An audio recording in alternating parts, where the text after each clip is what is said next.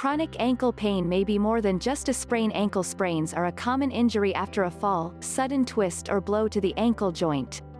Approximately 40% of those who suffer an ankle sprain will experience chronic ankle pain, even after being treated for their initial injury. A review article published in the May 2009 issue of the Journal of the American Academy of Orthopedic Surgeons (JAAOS) explains that tendon injuries to the ankle can be a possible cause for this chronic pain. In some cases, the condition is untreated or overlooked, which prolongs the pain and the problem. When patients injure their ankles, the injury may not seem serious at first, explains Terence Philbin, DO, lead author of the article and fellowship director of the Orthopedic Foot and Ankle Center in Columbus, Ohio. People may not seek medical attention and they can think it will just get better on its own. I think that is why this condition often goes undiagnosed. The authors of the article describe how in some cases chronic ankle pain may actually be the result of injuries to the peroneal tendons. The peroneal tendons are located behind the outside portion of the ankle bone, called the fibula. The tendons help to stabilize the foot and ankle. Tendon injuries can include tendinitis or swelling around the tendons. In more severe cases, the peroneal tendons can actually tear, or there can be a swelling of the tendons behind the fibula bone. This can cause the ligament that holds the tendons together to stretch out and tear, or even rupture. Symptoms associated with peroneal tendon injuries can include ankle pain that is not responding to treatment, swelling and tenderness around the outside of the ankle, pain behind the ankle bone, pain that transmits from the ankle down into the foot. The use of magnetic resonance imaging (MRI) or ultrasound can be helpful when identifying and diagnosing peroneal tendon injuries and disorders. These imaging techniques offer a more complete look at the peroneal tendons, noted Philbin. One might consider getting an MRI or ultrasound, especially if you have chronic ankle pain. If the condition is caught early, non-operative treatment options can include rest, ice and elevation, anti-inflammatory medication, immobilization in a cast or brace, physical therapy. More serious injuries of the peroneal tendons, including tears or ruptures, will very likely require surgery. Peroneal tendon injuries can happen suddenly or can develop over time. The injury is most common among athletes involved in sports that require repetitive ankle motion and in individuals who have high arches of the foot. A proper diagnosis is essential in order to treat peroneal tendon injuries correctly and to help alleviate chronic pain. Philbin reminds patients, if you have ankle pain and it is not getting better, do not ignore it. Get it evaluated by a physician who has experience treating foot and ankle injuries. Terence Philbin, DO, and the co-authors of this article received no compensation for this review article. School children who nap are happier, excel academically, and have fewer behavioral problems. Ask just about any parent whether napping has benefits and you'll likely hear a resounding yes, particularly for the child's mood, energy levels, and school performance. New research from the University of Pennsylvania and the University of California, Irvine, published in the journal Sleep, backs up that parental insight.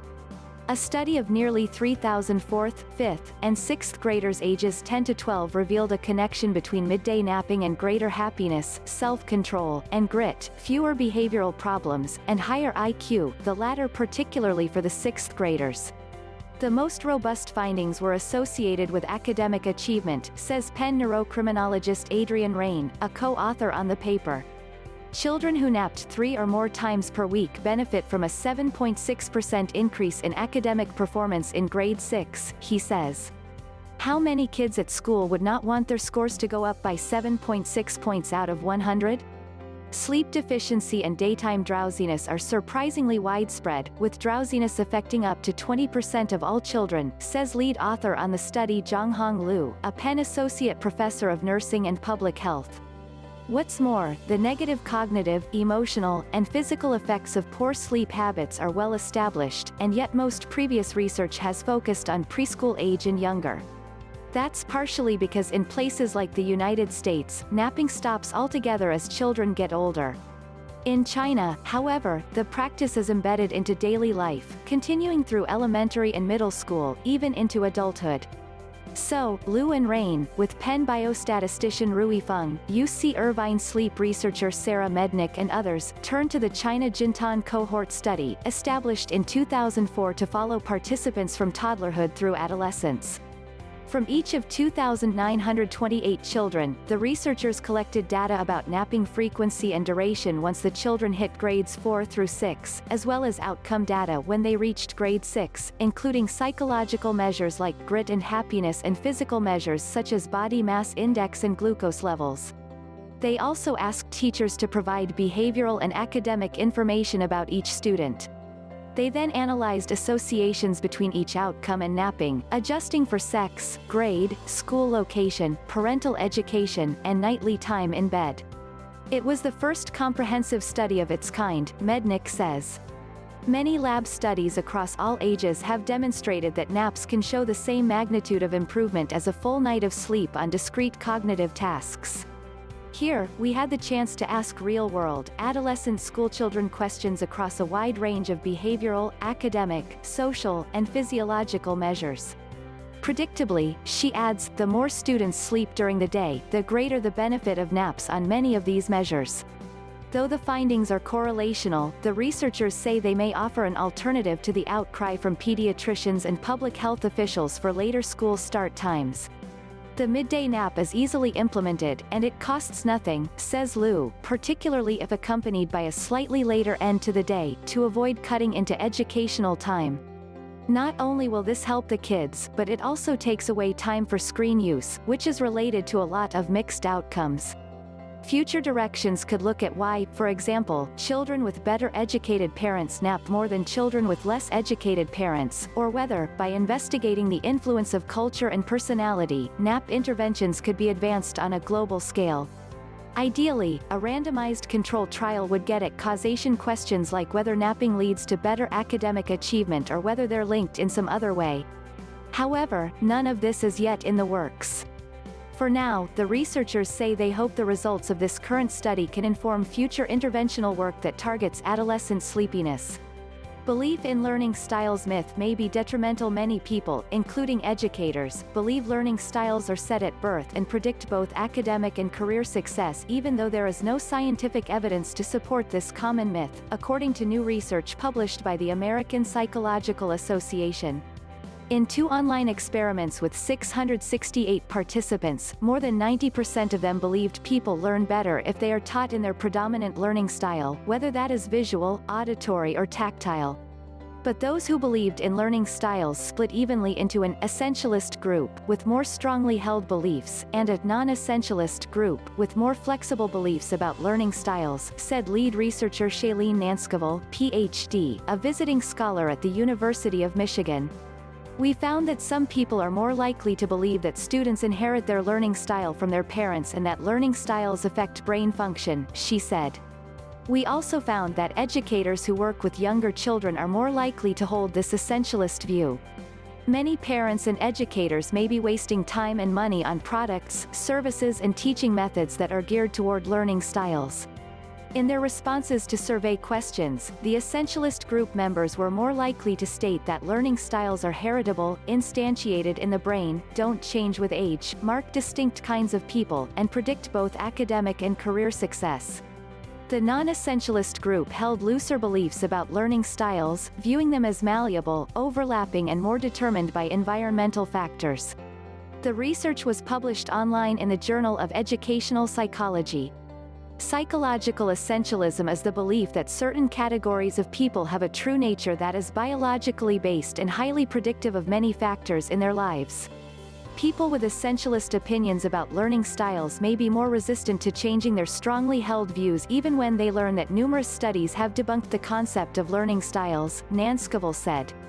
Previous research has shown that the learning styles model can undermine education in many ways. Educators spend time and money tailoring lessons to certain learning styles for different students even though all students would benefit from learning through various methods. Students study in ways that match their perceived learning style even though it won't help them succeed. Some teacher certification programs incorporate learning styles into their courses, which perpetuates the myth for the next generation of teachers. Academic support centers and a plethora of products also are focused on learning styles, despite the lack of scientific evidence supporting them. The first experiment included participants from the general U.S. workforce, including educators. The second experiment was weighted so that at least half of the participants were educators to provide a better understanding of their views. The small percentage of participants who didn't believe in learning styles weren't included in the analysis because the study was examining differing beliefs about learning styles. Demographic factors such as race, gender, parental status and income level didn't affect people's views on learning styles in the study, but educators of young children were more likely to have essentialist beliefs. My biggest concern is that time is being spent teaching young children maladaptive strategies for learning, Nanskaville said. It is important that children from a very young age are taught with the best practices so they will succeed. Previous surveys in the United States and other industrialized countries across the world have shown that 80% to 95% of people believe in learning styles. It's difficult to say how that myth became so widespread, Nanskaville said.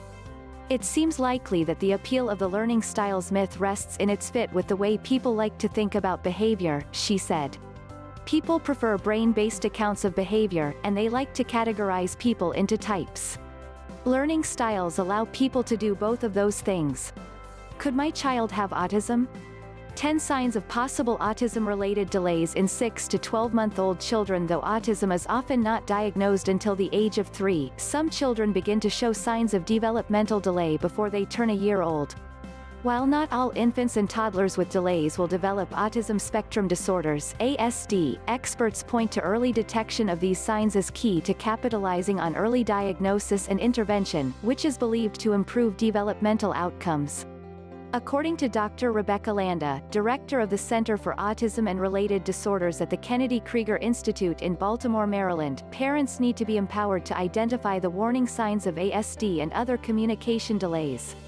We want to encourage parents to become good observers of their children's development so that they can see the earliest indicators of delays in a baby's communication, social and motor skills, says Dr. Landa, who also cautions that some children who develop ASD don't show signs until after the second birthday or regress after appearing to develop typically. For the past decade, Dr. Landa has followed infant siblings of children with autism to identify red flags of the disorder in their earliest form. Her research has shown that diagnosis is possible in some children as young as 14 months and sparked the development of early intervention models that have been shown to improve outcomes for toddlers showing signs of ASD as young as 1 and 2 years old. Dr. Landa recommends that as parents play with their infant 6-12 months, they look for the following signs that have been linked to later diagnosis of ASD or other communication disorders. 1. Rarely smiles when approached by caregivers. 2. Rarely tries to imitate sounds and movements others make, such as smiling and laughing, during simple social exchanges. 3. Delayed or infrequent babbling. 4.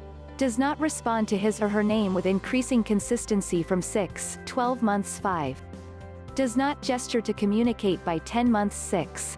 Poor eye contact. 7. Seeks your attention infrequently. 8. Repeatedly stiffens arms, hands, legs or displays unusual body movements such as rotating the hands on the wrists, uncommon postures or other repetitive behaviors. 9. Does not reach up toward you when you reach to pick him or her up. 10. Delays in motor development, including delayed rolling over, pushing up and crawling. If parents suspect something is wrong with their child's development, or that their child is losing skills, they should talk to their pediatrician or another developmental expert, says Dr. Landa. Don't adopt a wait-and-see perspective. We want to identify delays early in development so that intervention can begin when children's brains are more malleable and still developing their circuitry.